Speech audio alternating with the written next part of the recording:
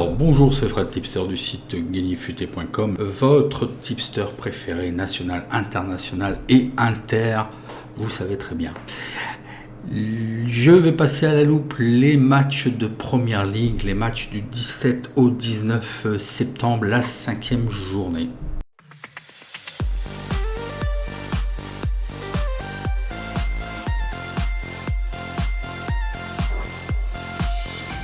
En toute chose, n'oubliez pas de vous abonner, vous êtes encore nombreux, et activez la cloche aussi de notification. Vous êtes que 33%, beaucoup, vous me dites que vous n'avez pas les notifications, il faut activer la petite cloche, je ne sais plus à quel endroit ça se situe, ça va être par ici. Si vous faites abonner, ils vont vous proposer d'activer la notification. Si jamais il y a un souci, c'est vrai, des fois, moi j'ai vu aussi sur des contenus, vous vous désabonnez, vous vous réabonnez, mais aussi il y a le fait de ne pas interagir avec le contenu. Si je vous demande de liker, c'est qu'effectivement c'est par rapport au contenu que je pense, comme Thomas d'ailleurs que je salue, me disait qu'il était difficile d'apporter de la valeur en 10 secondes sur un prono. Il a tout compris, c'est exactement ça. Si vous ne voyez pas la valeur perçue des pronostics, c'est au-delà de 10 secondes par prono. Je ne peux pas vous balancer un 1 N2 à la figure. Vous le savez très bien, je ne vais pas m'attarder. Ça se passe très bien avec la majorité et vous êtes beaucoup à avoir compris. Et c'est pour ça que vous suivez la chaîne. N'oubliez pas, on a de la Ligue Europa, et je vous remercie d'ailleurs, vous avez bien réagi pour la Ligue des Champions, la Ligue Europa. Il y a beaucoup de likes, même merci à ceux qui dislikent, parce que ça fait de l'interaction. Par contre, ayez au moins le courage de dire pourquoi, parce que vous n'allez pas avoir l'air très fin, là, les 4 dislikers sur la Ligue des Champions, alors qu'en fait, il n'y a aucun pronostic perdant. Donc c'est comme ça. On ne va pas chercher à comprendre. Et puis pour ce week-end, vous avez déjà les pronostics en Bundesliga et en Ligue 2. Et là, je vais vous proposer la Première Ligue et il en suivra la Ligue 1 pour les pronos du week-end. Donc commençons tout de suite. Donc vous avez vu, je vais faire une présentation assez courte du face-à-face. On va voir rapidement l'effectif. Quelques petits stats, les pronos, donc vous avez la chance, vous avez les pronos de l'Alert Algo qui me bat actuellement, je vous ai montré dans une vidéo mais je ferai quelque chose de spécifique, et puis mes pronostics, ok ? Allez, en toute transparence, je vais vous montrer quand même les résultats qui n'ont pas été formidables de la journée précédente, mais il n'y a que 4 jours et c'est ça, il faut attendre un petit peu d'avoir un petit peu plus de données, ce qui peut faire la différence dans ce que je vous propose des pronostics. Effectivement, c'est un peu les effectifs aussi. Alors, Crystal Palace, qui était la bête noire de Tottenham, a encore bien fait. Ils ont gagné 3-0. Tottenham n'a jamais pu réagir. Donc, je ne vous avais rien proposé. Pour ce qui est d'Arsenal, j'avais un petit doute d'Arsenal. Et la cote était trop faible, donc hors de question que je me positionne. Je vous avais dit dans l'absolu Arsenal de par l'effectif et à un score probable 1-0. Effectivement, ils ont gagné 1-0, mais je n'avais absolument rien pris. Brentford-Brighton, donc là je vous avais proposé le 1. Remboursé si N, le pari est perdu parce que Brighton a gagné du plus petit score 1-0. Pour ce qui était de Leicester Man City, je vous avais dit Manchester City, le 2 est du plus petit score 0-1 qui est passé, et le under, je pressentais certainement en vue aussi des coupes européennes, peut-être un minima, donc je me suis pas trompé surtout que Manchester City a explosé quand même en Ligue des Champions, hein, je pense que vous avez dû voir. Donc là, le under passe et le 2 passe. Manchester United, Newcastle, donc là c'est un problème de cote, je vous avais rien proposé. Southampton, West Ham, je voyais quand même peut-être un feu d'artifice, je vais vous proposer le 2 remboursé si N. Donc là nous sommes remboursés, ils ont fait 0-0, on n'a pas eu notre feu d'artifice. Je voyais le over et les deux équipes marquent, donc là bon voilà, c'est timoré. Watford, Wolverhampton, je vous avais rien proposé, je manquais un peu de visibilité. possibilité. Wolverhampton a gagné. Par contre, j'ai marqué un pari perdu. C'est étonnant. Je me demande si dans mon tableau, il n'y a pas une erreur. Mais de toute façon, j'ai tout filmé. J'ai l'historique aussi. Peut-être que ça n'a pas été enregistré. Je me souviens plus si ce que je vous avais proposé, mais je vais regarder. C'est pas un souci. Chelsea, Aston Villa. Donc là aussi, c'était un problème de cote. Donc je vous ai dit peut-être probablement un 2-0, ils ont fait un 3-0. Bon bah Chelsea, je pense que on va les revoir hein, cette année est très haut. Leeds Liverpool, vous savez très bien, Leeds maintenant c'est ma bête noire. Et puis j'attendais de revoir Liverpool et je crois aussi qu'il y avait un problème de cote. Donc Liverpool a gagné de la meilleure des façons, hein, 3-0, ils ont fait un gros match. Everton-Burnley, alors là c'était un très très bon match, malgré que c'était mal entrepris pour Everton puisqu'ils étaient menés 1-0, ils perdaient 1-0, mais par contre ils ont très très bien réagi et là c'est un pari gagnant, donc je vous avais proposé la victoire d'Everton. Donc voilà pour ces matchs, allez attaquons tout de suite la 5e journée. Donc le premier match est Newcastle. Alors je vais vous grossir un petit peu parce que j'ai plus besoin de lire les infos. Newcastle, alors je vais prendre un petit peu de rythme, je vous laisse voir, je pense que la brillance est bonne, là vous avez certainement une certaine netteté. Hein, je vous rappelle qu'il y a les probabilités ici, les cotes hors argel, les pronos de l'alerte algo, les pronos qui seraient envisageables et mes pronos que je pose fermement. Ok ? Donc voilà, allez, on commence tout de suite avec Newcastle Leeds. Donc nous allons voir le face-à-face. Je ne vais pas trop m'attarder, donc c'est un match avancé pour le vendredi. Hein, je ne vais pas trop m'attarder. Vous voyez pour l'instant, voilà, ils n'ont toujours pas gagné, que ce soit Newcastle et Leeds. Je pense que Newcastle, il faudra revoir parce qu'actuellement, il y a quand même au niveau effectif 9 absents, dont je pense un joueur important dans le dispositif tactique. Et côté Leeds, il y a aussi 4 absents, dont aussi un joueur ayant reçu un carton rouge. Ça sera à reprendre et à revoir. On ne va pas s'éterniser sur ce match. J'ai quelques petites stats, mais je vous dirais plutôt de rester à l'écart. Voyons, il y a d'autres opportunités. Je vais passer très brièvement. Pour moi, là, ce ne sont pas deux équipes régulières et recommandables pour l'instant. Pas forcément en forme et régulière, donc faisons abstraction pour l'instant. Je vais vous donner quand même brièvement les données. Leeds est donné favori. L'alerte algo nous détecte le 1 Newcastle. Moi ce que je verrais plutôt c'est peut-être le 2 remboursé Sienne. Est-ce que Newcastle, on a vu qu'il faisait quand même des matchs nuls, mais je ne vous proposerai absolument rien sur ce match là. Peut-être 1-2, donc 2-1 pour Leeds. Voyons le match suivant qui est Wolverhampton Brentford.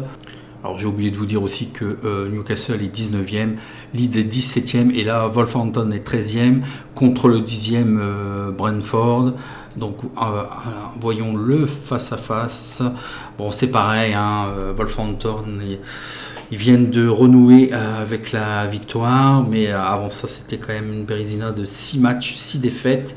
Par contre Brentford, qui était en Championships, qui est promu, après un bon début de saison, là ils viennent de perdre du plus petit score d'ailleurs, 1-0. Au niveau effectif, Wolverhampton a 3 joueurs absents, mais rien de vraiment très grave. Identique pour Brentford, 2 absents. Mais pour l'instant, je n'en détermine pas que ce soit vraiment des joueurs clés. Bon, il faudra voir, on n'est qu'à 5 journées, donc c'est encore difficile. Des petites stats, Watford a subi quand même 3 défaites à domicile consécutives. Et puis, ils ont gagné qu'un seul match lors des 7 derniers matchs, donc je vous l'ai dit. Il y a eu aussi moins 2,5 buts dans les 4 derniers matchs de Wolverhampton. Pour ce qui est de Brentford, à l'extérieur lors des 5 derniers matchs, ça s'est soldé par un match nul à la mi-temps. Donc ils tiennent quand même le coup. Je pense qu'ils vont être difficiles à battre. très certainement très défensifs. Ils sont invaincus dans 18 des 20 derniers matchs, bon, avec les Championships. Hein. Et là aussi, par contre, lors des 4 derniers matchs, il y a eu moins de 2,5 buts. Donc ça peut être quelque chose d'intéressant à avoir. Voyons voir les données. Donc l'alerte algo nous détecte absolument rien. Moi j'aurais un doute, peut-être que Brentford serait quand même capable de limiter. Wolverhampton va certainement vouloir confirmer leur victoire, donc de ne pas perdre et de partir sur une bonne dynamique. Je pense que ça pourrait faire un 0-0 effectivement, 0-0, 1-1, un match nul. Ce sont deux équipes à revoir, pour l'instant je ne prendrai rien. Voyons voir le match suivant qui est Barnsley contre Arsenal. Donc Barnsley est 18e et Arsenal est 16e. Donc voyons voir le face-à-face. Là aussi, hein, je vais passer assez vite. Barnsley là n'est pas vraiment recommandable et pas régulière. Ça va être difficile de mettre du crédit sur cette équipe-là. Arsenal viennent tout juste de gagner, mais avant ça, hein, 3 défaites. Il faut attendre, hein, il faut que tout ça confirme. Donc que vous dire au niveau des effectifs, il y a quand même 4 absents côté Barnsley. Ça peut passer. Par contre, côté Arsenal, il y a aussi 3 absents, dont un carton rouge, hein, Granit Xhaka, qui sera absent. Donc là, ça peut être aussi un petit manquement. Au niveau des stats, rien d'extraordinaire. Côté Barnsley, ils ont remporté que 4 de leurs 25 derniers matchs. Donc c'est vraiment pas terrible. Ils encaissent au moins un but dans leurs 8 derniers matchs à domicile. Et puis en moyenne, ils concèdent à domicile aussi 1,50 buts. Donc c'est pas génial. Pour ce qui est d'Arsenal aussi, ils concèdent une moyenne de 2,33 buts dans l'ensemble de leur... dans tous les matchs de toutes compétitions confondues. Alors, pas vraiment, ça alterne quand même au niveau domicile extérieur, au niveau des stats, il n'y a pas grand chose au niveau d'Arsenal. Donc il faudra revoir cette équipe. Voyons voir les données. Donc l'alerte algo nous détecte le match nul. Ça pourrait être rassurant aussi quelque part pour Arsenal, de repartir un petit peu de l'avant, surtout ne pas perdre. Barnsley, je pense qu'ils ne sont pas capables d'aller chercher grand-chose. Sur le papier, effectivement, les effectifs, de par l'effectif, hein, je donnerai plutôt mes faveurs à côté d'Arsenal. Peut-être dans la mesure où ça serait possible, mais les cotes, je pense, sont trop faibles. Oui, vous allez avoir une cote certainement inférieure à 1,51. Il aurait été possible de jouer le match nul remboursé 6-2, mais la sécurisation n'est pas possible. Un score probable peut-être 1-1. Voilà, donc ce sera à revoir et puis d'attendre la confirmation un petit peu, mais c'est encore trop jeune. Hein. Donc voyons voir le match suivant qui est Liverpool qui est 3e contre Crystal Palace qui est 11e. Donc voyons voir au niveau du face-à-face. Donc attention, hein, Liverpool a eu un match difficile. Bon, ils s'en sont bien sortis au niveau de la Ligue des Champions. Ce que je prévoyais, c'est qu'il allait y avoir des buts. Et effectivement, c'est passé. Une très belle régularité. Hein. Il n'y a pas grand-chose à dire. Je suis un petit peu surpris parce que Van Dijk était absent en Ligue des Champions. Enfin, il était sur le banc. J'ai pas trop compris pourquoi il n'était pas aligné. Donc, je n'ai pas d'informations particulières pour l'instant. Est-ce qu'il manque un petit peu de fond de jeu ? Crystal Palace, après avoir perdu, et désolé du peu, c'est contre Chelsea. Voilà, ils restent invaincus et ils ont fait leur match contre Tottenham. Donc attention. Un petit trouble fait. Côté effectif, Liverpool effectivement a 2 absents, dont 2 joueurs quand même assez gênants, Firmino et puis Harvey Elliott.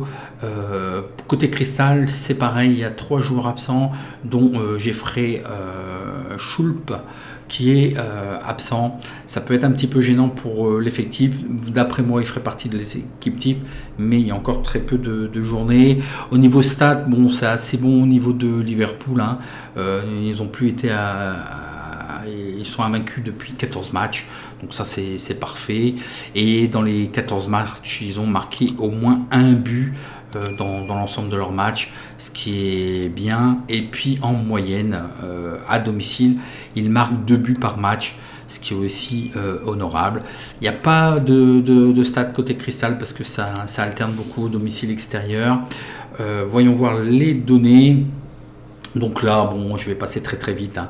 Une cote de 1,20 sur Liverpool, moi je ne valide pas ce type de cote. L'alerte algo, effectivement, ne détecte rien, c'est que la cote est trop faible et pas value. Je vous proposerai effectivement le 1, mais je ne prendrai rien. Peut-être un 2-0 côté Liverpool, qui m'a l'air d'être en jambes. Je pense pas qu'ils vont vraiment... je pense que c'est de la bonne fatigue, même s'ils ont eu un match pas évident en Ligue des Champions. Je pense qu'il y a quand même le banc pour bien faire un 2-0, ça devrait quand même pouvoir passer. Voyons voir le match suivant, qui est Manchester City, qui est 5e contre Southampton, qui est 14e. Donc voyons voir le face-à-face rapidement, parce que la cote est massacrée, hein. Je ne vais pas aller au-delà. Que vous dire au niveau, il n'y a pas grand chose à dire de négatif contre City. Bon, attention quand même, Southampton, 3 matchs nuls, donc ça accroche, ils n'ont toujours pas gagné. Pour ce qui est de l'effectif, côté City, il y a quand même 3 absents, mais bon, il y a de la profondeur de banc. C'est pareil, côté Southampton, il y a 4 absents, mais pour moi, j'ai du mal à déterminer quand même à peu près la contrainte de ces absents par rapport à l'équipe, de savoir s'ils sont vraiment importants pour le dispositif. Quelques petits stats, bon, ils sont merveilleux ce côté Manchester City quand même. Ils ont remporté consécutivement leurs 4 matchs, bon, si on compte la Ligue des Champions, leurs 4 derniers matchs consécutifs. Ils sont invaincus dans 55 des 64 derniers matchs. Bon, ça c'est bateau. Par contre, une stat qui est quand même très importante, c'est qu'ils ont fait 3 clean sheets, 3 feuilles propres. Ils n'ont pas encaissé de but dans leurs 3 derniers matchs à domicile. Côté Southampton, ils ont remporté que 4 matchs dans leurs 25 derniers matchs. Donc ça va être très difficile pour Southampton.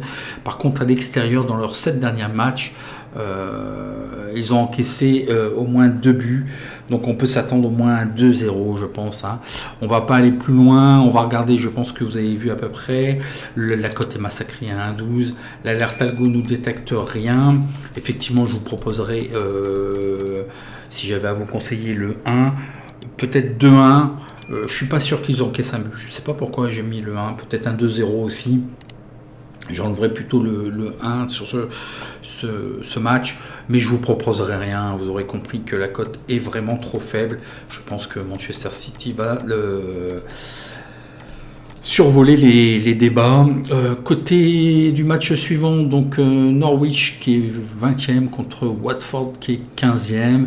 Donc voyons voir le face-à-face.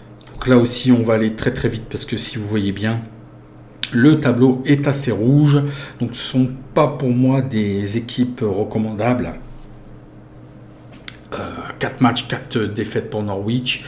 Et puis Watford, 3 défaites. Au niveau Norwich, ils seront quand même à revoir, puisque peut-être qu'ils pâtissent des absents. Il y a 6 absents, dont un absent quand même qui vraisemblablement serait un retour, donc ça ferait 5 absents. Je n'ai pas la confirmation. Bon, c'est difficile d'évaluer cet effectif. Watford, 4 absents aussi. Côté stats, comme je vous ai dit, 4 défaites. Bon, Norwich, malgré tout, n'avait pas été battu dans 21 des 25 derniers matchs, mais bon, c'est de la Championships. Et ils ont quand même qu'un bilan quand même assez terne, une seule victoire dans les 6 derniers matchs, mais c'était la saison dernière. À domicile, il y a eu plus 2,5 buts dans les 4 derniers matchs à domicile. Watford aussi, que 2 victoires dans les 6 derniers matchs. Alors, ce qui est plus grave, c'est que lors des 3 derniers matchs, ils n'ont pas marqué de but et ils concèdent une moyenne de 1,50 buts. Voyons voir le donné, je ne vais rien vous proposer, vous l'aurez compris. L'alerte algo nous détecte quand même le 1. Norwich, je ne le suivrai pas, et probablement le under 44. Effectivement, ça peut être judicieux, mais bon, attendons de voir, on ne sait jamais si ça peut tourner. Bon, là je ne sais trop quoi vous proposer. Le match nul 1-2, je pense que ça peut basculer d'un côté comme de l'autre, peut-être effectivement le 1-1, mais je ne vous proposerai absolument rien non plus sur ce match, désolé. Attendons de voir, il faut absolument choisir que les vraies opportunités, hein. Vous devez toujours vous poser la question pourquoi vous pariez sur ce match-là. Là, il y a vraiment trop d'incertitudes. Voyons voir le match suivant qui est Aston Villa qui est 12e contre Everton qui est 4e. Donc voyons voir le face-à-face. Donc Aston Villa a quand même tendance à alterner depuis le début de saison. Ça sera à revoir. Par contre, bon, il y a un très beau début de saison pour Everton, hein. 3 victoires et un match nul, dont le dernier match quand même avec la façon, malgré qu'ils étaient quand même malmenés. Au niveau effectif, Aston Villa, attention, il y a quand même 5 absents, dont deux joueurs quand même assez gênants. Et puis côté Everton, il n'y a que 2 absents. Je pense que ça pourrait passer. Pour les statistiques côté Aston Villa a marqué en moyenne 2,2 buts lors de l'ensemble de ses matchs dans toute compétition confondue. Par contre, il concède aussi une moyenne de 1,75 buts. Donc voilà, ça marque et ça encaisse des deux côtés. Côté Everton, donc Everton est invaincu dans 16 des 18 des derniers matchs à l'extérieur de toute compétition. Et puis Everton a marqué au moins 2 buts lors des 5 derniers matchs de toute compétition confondue. Et puis justement, en moyenne, il marque 2 buts par match à l'extérieur. Donc je pense qu'on peut mettre un petit peu d'argent, et comme je vous ai dit, ils m'ont beaucoup plu. L'alerte algo en plus détecte le 2, le under qui serait valu à partir de 1,58, et effectivement je vous proposerai certainement le 2 et le under. Là il y a une erreur de score, je pense que peut-être un 2-0 pour Everton. Et puis je prendrai effectivement le 2 et le under, probablement peut-être, donc là c'est pas un match nul, je sais pas, je pense que j'ai mal retranscrit, je vais voir ça après. Non, plutôt 2-0 pour Everton. Ce sont les 2 pronostics que je prendrai, le under et le 2 sec. Voyons voir le match suivant, Brighton Leicester. Donc Brighton est 6e et puis Leicester est 9e. Donc voyons voir le face-à-face. Alors 2 profils assez similaires, hein, ça gagne ou ça perd, hein, il y a très peu de matchs nuls. Et puis justement Brighton a gagné 3 de ses 4 derniers matchs. Par contre, Leicester a des ratios quand même, bon, ils ont dû quand même rencontrer City, ce qui n'est pas évident, mais je pense qu'ils auraient pu mieux faire. West Ham aussi, qui est souvent très offensif, que 2 victoires, donc voyons voir, c'est pas encore très alarmant. Côté effectif, il y a 6 absents côté Brighton, dont 2 joueurs qui sont quand même assez gênants. Et par rapport à Leicester aussi, il y a 4 absents, dont un carton rouge, Ayos Perez. Côté des statistiques, Brighton est invaincu dans 6 de ses 7 derniers matchs à domicile. Donc ils sont quand même assez costauds à domicile. Leicester n'a pas perdu dans 17 des 20 derniers matchs à l'extérieur. Les 2 équipes ont marqué dans leurs 9 derniers matchs à l'extérieur. Il y a eu dans les 10 derniers affrontements consécutifs de City au moins un but de marqué. Donc ça c'est intéressant, ça marque des buts. Et par contre ils ont concédé aussi lors des 9 derniers matchs à l'extérieur au moins un but. Donc ça marque mais ça encaisse, et on a vu qu'en fait Brighton pouvait bien se défendre. Donc l'alerte algo, donc les books nous donnent à 2,62 Brighton qui est favori, et l'alerte algo nous détecte et nous donne le 1. Il me semble que Leicester, effectivement, même si les 2 ne font pas match nul, je pense que on pourrait peut-être voir quand même pour le match nul, et en sécurisant dans ce sens-là, ou rembourser si Brighton, voyez, peut-être pour faire le 1 rembourser si N. Je vous ai dit aussi que ces 2 équipes-là faisaient très peu de matchs nuls. Donc je vous propose tout simplement quand même, je pense que Brighton est quand même sur une bonne dynamique, match nul et sur une meilleure dynamique que Leicester, match nul remboursé si 1, et là on aurait une cote équivalente de 1,98 qui est quand même pas mal. Voyons voir le match suivant qui est West Ham 8e contre Manchester United qui est premier. Donc voyons voir le face-à-face. Voilà une très très belle régularité, hein, de West Ham, un très bon commencement de saison. Bon, 2 victoires, 2 matchs nuls. Et Manchester United aussi, malgré qu'ils viennent de se faire surprendre quand même en Ligue des Champions. Donc attention, il ne faut pas y aller la fleur au fusil, il faut respecter l'adversaire. Côté effectif, West Ham a 2 absents, dont un joueur ayant un carton rouge, Michail Antonio. Et puis Manchester United a 5 absents, mais il y a de la profondeur de banc, ce n'est pas encore si grave que ça. Au niveau des stats, West Ham est invaincu dans ses 7 derniers matchs. West Ham est invaincu dans 13 des 16 derniers matchs à domicile de toutes compétitions confondues. Plus 2,5 buts ont été marqués dans leurs 3 derniers matchs à domicile. Et West Ham a marqué 2 buts et plus lors des 3 derniers matchs à domicile. Manchester United n'a subi aucune défaite à l'extérieur dans ses 21 derniers matchs. Dans 41 de ses 48 derniers matchs de toutes compétitions confondues, Manchester United est invaincu. Et sinon, que vous dire, c'est que lors des 13 derniers affrontements, ils ont marqué au moins un but. Et en moyenne, ils marquent 2,4 buts par match. Donc voyons voir les données.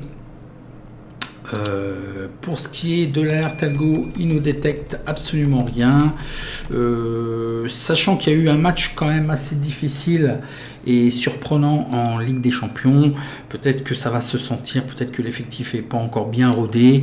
West Ham, on a vu qu'ils étaient quand même assez offensifs et ils se défendent bien et ils jouent très bien à domicile.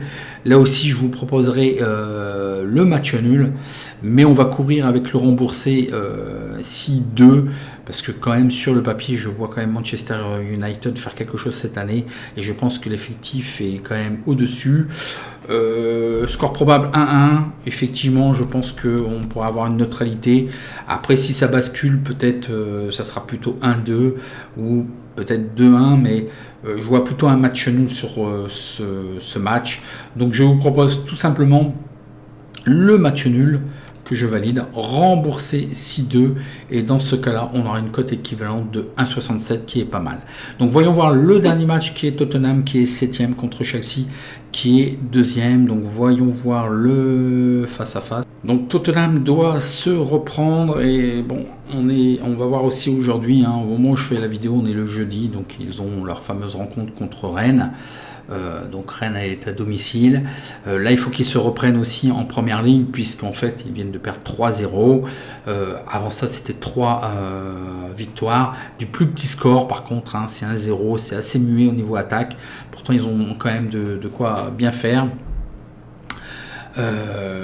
Chelsea a fait une belle performance, a fait l'essentiel en Ligue des Champions. Là il reste quand même invaincu depuis 4 matchs. Donc au niveau effectif, attention, il faudra peut-être revoir quand même Tottenham. Et là avec le match de Ligue Europa, puisqu'il y a quand même 7 absents, donc 4 joueurs gênants. Il y a un carton rouge du joueur Jafet Tangaga. Donc ça c'est un joueur quand même qui peut être gênant dans le dispositif tactique. Je vous dis, je pense que ça va être difficile pour ce match pour Tottenham.